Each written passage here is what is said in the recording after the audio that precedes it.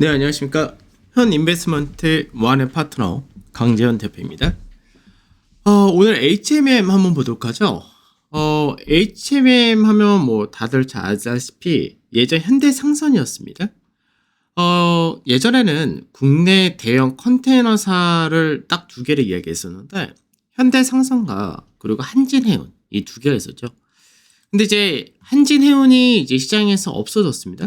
없어지면서 한진해운의 앞전에 있었던 일부를 이제 HMM이 더 가져간 그런 케이스가 되면서 거의 이제 독과점 형태가 된 것이 HMM입니다.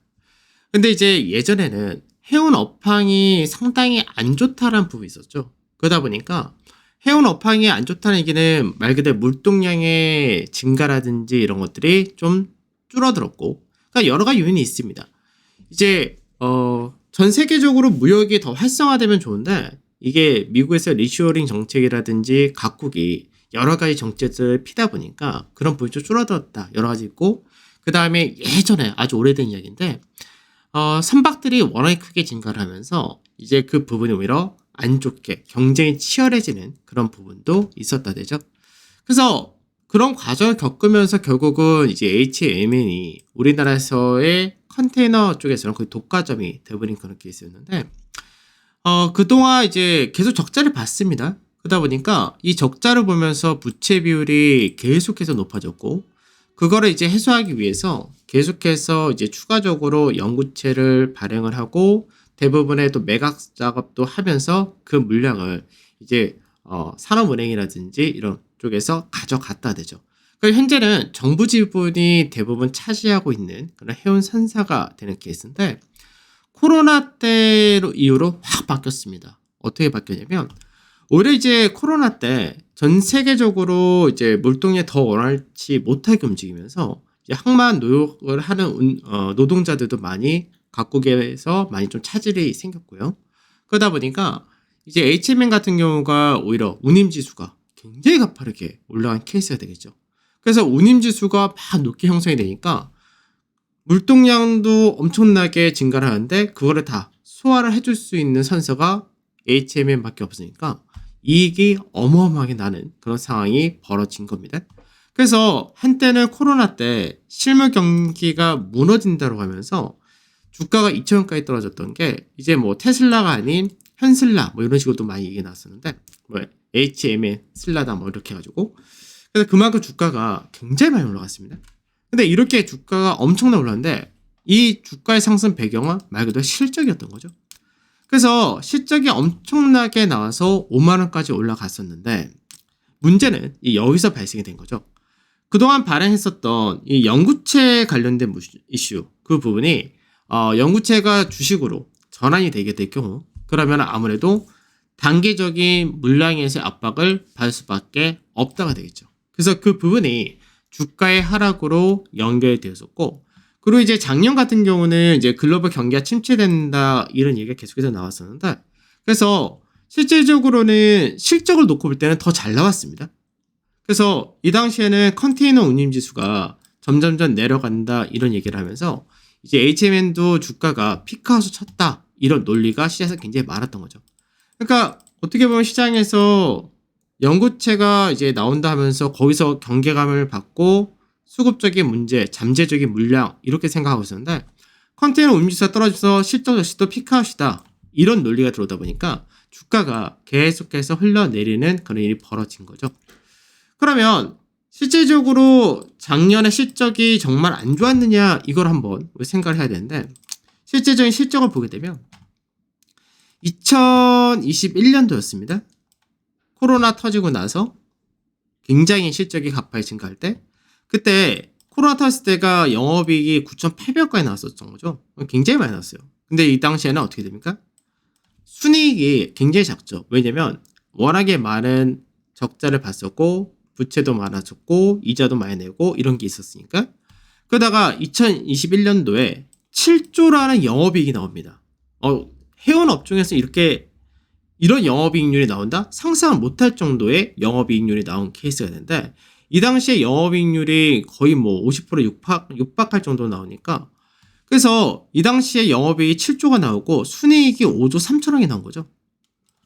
그러고 나서 이제 작년 같은 경우는 이때 피크아웃이다라고 얘기했는데 결과를 보게 되면 작년에는 영업이익이 9조 9천원이 나왔고 순이익이 10조가 나와버립니다. 너무나 엄청나게 나온 거죠. 실적을 보면은. 그러면 현재 시장에서 주가가 현재 시가총액을 볼 때 시가총액 현재 11조입니다. 11조의 시가총액을 갖고 있는 회사가 작년 순이익이 10조입니다. 계산이 안 되죠. 어떤 게 계산되냐면 우리가 주가 수익 비율로 얘기하는 퍼가 1배가 안 되는 거죠. 굉장히 아이러니한 상황이 벌어진 거예요. 너무 싸다는 얘기죠. 결론은. 너무 싼 상태. 그럼 문제는 뭐냐면 아까도 얘기했듯이 컨테이너 운임지수가 계속해서 하락세를 나타내고 있고 그러면 올해에는 실적이 많이 둔화될 수밖에 없다. 그런 얘기를 하는 게 이제 보통 해운사 같은 경우는 이제 스팟 가격이라 해서 현재 컨테이너 운임 가격 이걸로 하는 게 있고 이제 장기적으로 우리가 반도체 내는 데서 고정가 이렇게 얘기하듯이 장기적인 계약을 맺어서 운용을 하는 게 있습니다. 그러니까 장기적인 계약 물량이 많았다는 얘기죠. 작년까지는. 그래서 운임지수가 떨어진다 하더라도 괜찮았던 건데 우리가 올해 생각해야 될 부분이 어떤 거냐면 이제 증권사에서라든지 이런 쪽에서는 올해 이제 HMM의 실적 전망을 얘기할 때 올해 실적은 잘 나와봐야 비관적으로 얘기하는 데는 굉장히 비관적으로 얘기하는데 올해 실적이 잘 나와봤자 2조 1천억 정도 될 거다. 이것도 사실 굉장히 높은 수치입니다.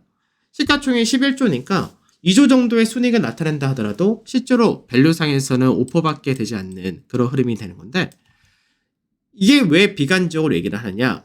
우선은 HMM 같은 경우 매출의 대부분이 컨테이너입니다. 매출에서 거의 90% 이상이 컨테이너다로 보셔야 되죠. 그러니까 물론 벌크선이라든지 유조선이라든지 이런 것들이 있긴 하지만 이쪽은 비중이 너무 작은 거죠.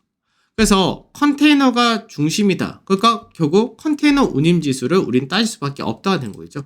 그럼 컨테이너 운임지수가 최근 들어서 많이 떨어지는 모습이 있습니다. 한번 보도록 할게요. 컨테이너 운임지수를 좀 보게 되면 컨테이너 운임지수가 최근 들어서 계속해서 하락세를 나타낸다는 부분이 있습니다. 그러면 전망이 무슨 얘기냐면 지금 현재 시장에서 보고 있는 전망은 굉장히 낮아진 현재 안 좋은 구간에서의 전망을 갖고 판단했다는 얘기입니다. 그러면 아까 2020년도 대비해서 2021년도가 실적이 더 좋게 나왔던 부분은 실제로 운임지수는 작년에 계속해서 떨어졌었지만 장기 계약을 맺은 게 컸었다고 했었죠. 그리고 또 하나는 올해 중국에서 본격적으로 경제 봉쇄가 풀립니다. 리오프닝은 본격화하게 되겠죠. 그러면 중국으로부터의 물동량 증가란 부분이 나올 수밖에 없기 때문에 그렇게 될 경우 운임지수도 올라갈 가능성이 높다가 되겠죠. 그러면 그렇게 될 경우는 당연히 실적이 현재 굉장히 비관적으로 잡힌 것보다 더 좋아질 가능성이 높다라는 데다가 우리가 생각을 해야 된다 얘기입니다. 그러면 결국 남는 게 뭐냐면 한 HMM의 경우 이제 남는 문제는 이제 매각을 어떻게 하느냐, 영구채 문제를 어떻게 해소하느냐 이 부분인 거죠. 그러면 오늘 같은 경우 이제 뉴스가 나왔죠. 이제 HMM에 대한 매각을 서두를 거다. 그래서 앞전에는 정부 지분이 산업은행과 뭐 다른 해양진흥청 뭐 이런 식으로 해서 나눠져 있었는데 그걸 이제 산업은행 중심으로 한다. 그리고 영구채란 부분을 잘 생각해야 되는 게 꼭 영구채를 주식시장에 주식으로 전환해서 출회한다는 보장이 없습니다. 매각할 때 일정 부분 그 부분을 매각할 수가 있고 회사 측에서는 영구채 앞전에 최근 들어서 발행했었던 약 1조 정도 되는데 현금이 많으니까 그것도 상환할 계획을 가지고 있다. 이런 얘기를 한다 되겠죠. 그러면 HMM은 이제 앞에도 뭐 실적이 피크아웃이다 이렇게 해서 굉장히 좀 안 좋다라고 생각했던 부분이 풀린 거고 그 예전에 잘 모르셨던 분들은 HMM이 적자를 많이 볼 때는 부채 비율이 엄청나게 높았던 게 지금 부채 비율이 아주 없는 아주 차입금도 비율이 굉장히 낮은 아주 깔끔한 회사로 내려와 있다 된 겁니다. 그래서 어느 회사가 이 HMM을 인수할지는 예상할 수는 없겠지만 다만 시장에서 매각이 본격화가 되고 영구채 문제에 대한 우려가 완화가 된다면 주가는 지금 구간보다는 확연하게 높은 가격대까지 열릴 수 있다라고 저는 보는 관점인데, 그럼 현재 차트적인 부분에서 보게 되면 HMM 같은 경우는 주간 차트입니다. 현재 추세가 이 추세를 넘어가느냐 부분이 우선 1차적으로 제일 중요합니다. 그래서 HMM 같은 경우는 이 추세 라인대가 겨우 25,000원짜리 때 전후가 중요한 가격이 되는 건데, 실질적인 매물이라든지 이런 거가 굉장히 많은 건때는 이 구간대 3만원 근처인 29,000원짜리 때가 매물이 많은 자리이기 때문에 우선 매각이 나중에 누가 되느냐에 따라서 시너지 효과라든지 제값을 평가를 받느냐, 연구체 이런 부분에서는 더 위로 갈 수도 있겠지만 우선은 이 구간대 정도를 목표로 보셔도 좋은 종목이다. 이렇게 말씀을 좀 드리도록 하겠습니다.